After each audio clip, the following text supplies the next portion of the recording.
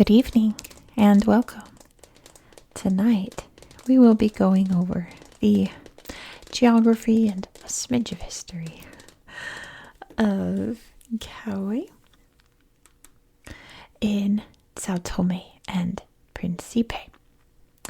Now, if you clicked on this video and have no idea where Sao Tome and Príncipe is, let's zoom out so you can see exactly where we are in the world. So this is Sao Tome to Príncipe. Let me make sure that you can see. Príncipe is right over there. And this is the island of Sao Tome. So the country is these two islands and a little few islands in between. We'll look at one of them in a little bit. It's part of Caue.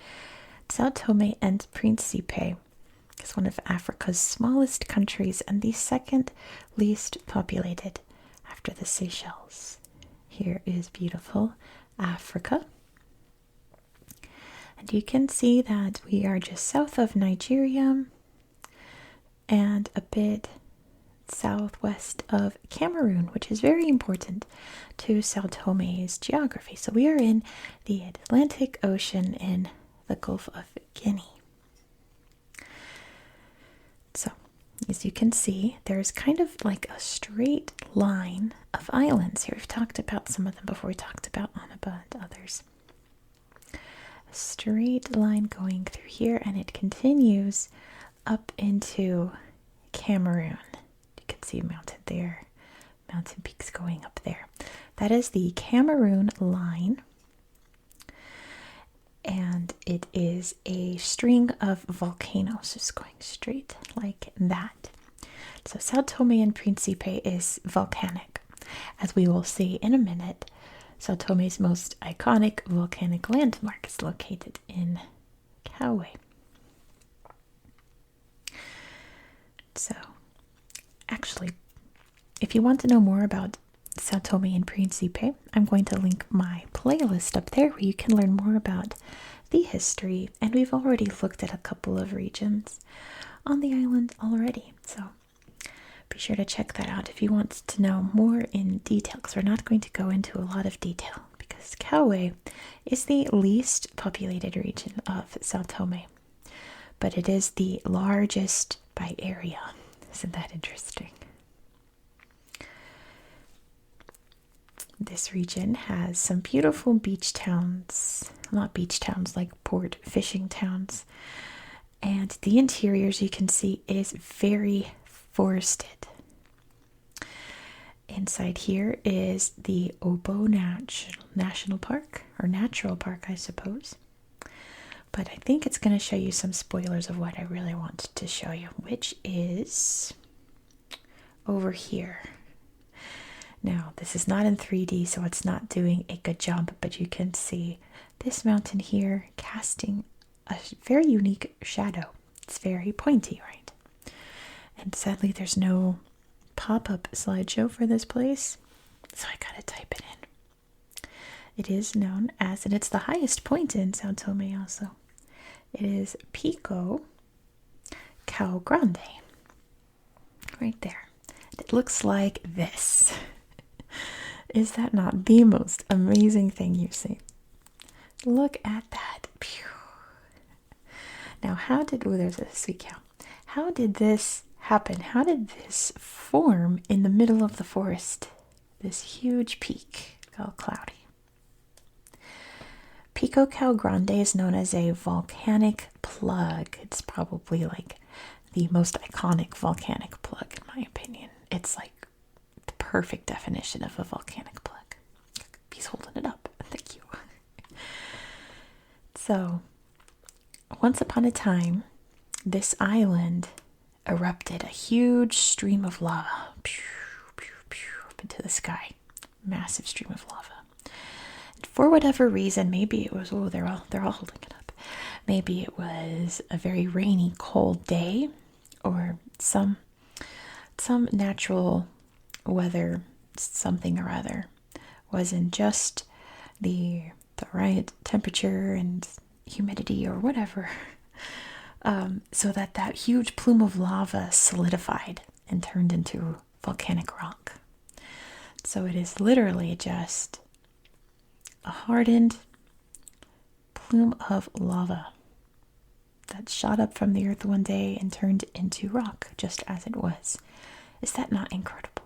A volcanic plug. There's a few around the world, but this is like the best example. Like, it's just a perfect example of what a volcanic plug is and was. Like, you know, you can imagine all the lava coming up.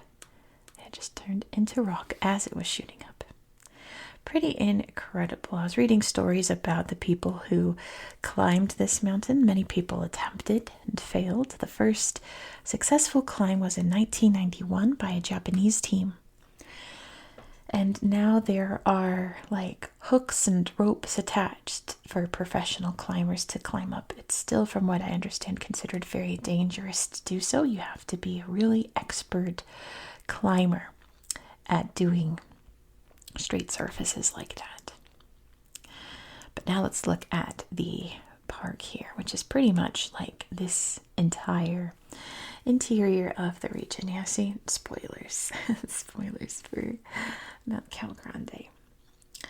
But it is a beautiful tropical paradise, very untouched, very unspoiled.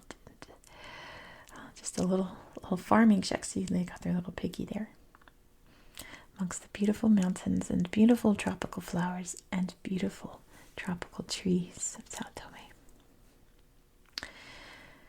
Sao Tome was not inhabited before the Portuguese found it. So there are no indigenous peoples in the traditional sense. The indigenous peoples of Sao Tome are made up of the various peoples who were brought to this island against their will to work on plantations, which was mostly sugar plantations. Down here I was reading about, which town was it in? I think it was this town, Porto Alegre. That they have a plantation ruin you can tour, but I couldn't find it on Google Earth, so I believe them, but I didn't see it. So I imagine that this mountainous forest was not the best for plantations. It was more, you know, up here where you can see the capital of Sao Tome. Very easy to remember. São João de Ancolares is the, I guess, like the capital. But there's not really much to administer, I guess, other than just making sure that the forest is pristine and clean. And as you can see, it is definitely not a city. It is a little settlement with little homes grouped together with the city center there. We got little hotels. Oh, I know what I can show you. Over here. This was a former plantation, which is now, as you can see, a hotel. Let me just do that so you can see.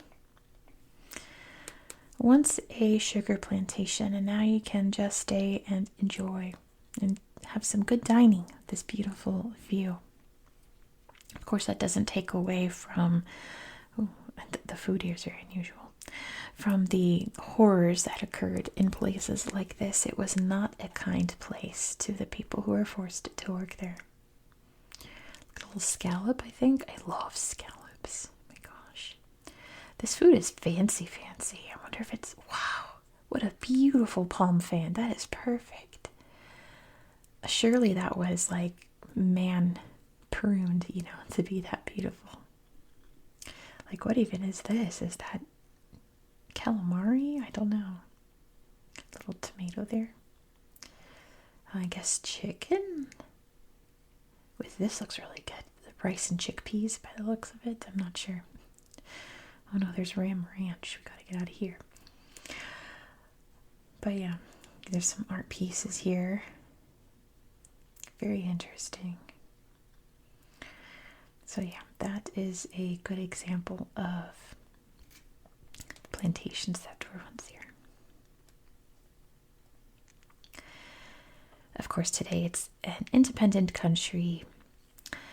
Portugal released all of its colonies in the 1970s, I think it was 1972, after the Coronation Revolution overthrew the tyrannical government of Portugal and a democratic one replaced it. One of the first things they did was release all of their colonies worldwide, including Sao Tome and Príncipe. Sao Tome went through it a bit with their own dictatorial government, but now it is technically democratic. So actually, let me show you some beaches before I show you this cool island down here. This looks like a really neat beach right here. See, oh, mangrove boat tour. Let's go on the mangrove boat tour real quick before we look at beaches. You can see mangrove trees here, and there are big roots going down into the water because mangrove trees grow in salty, brackish water. Little monkey. The mangrove roots create little havens for fishies and waterfowl and all other kinds of watery creatures to safely live inside, protected from various predators or even weather events. Mangrove trees are very good at preventing flooding. Look at these sweet monkeys. Look at that little face. So mangroves are always a good thing to have around. All right, apparently not that beach.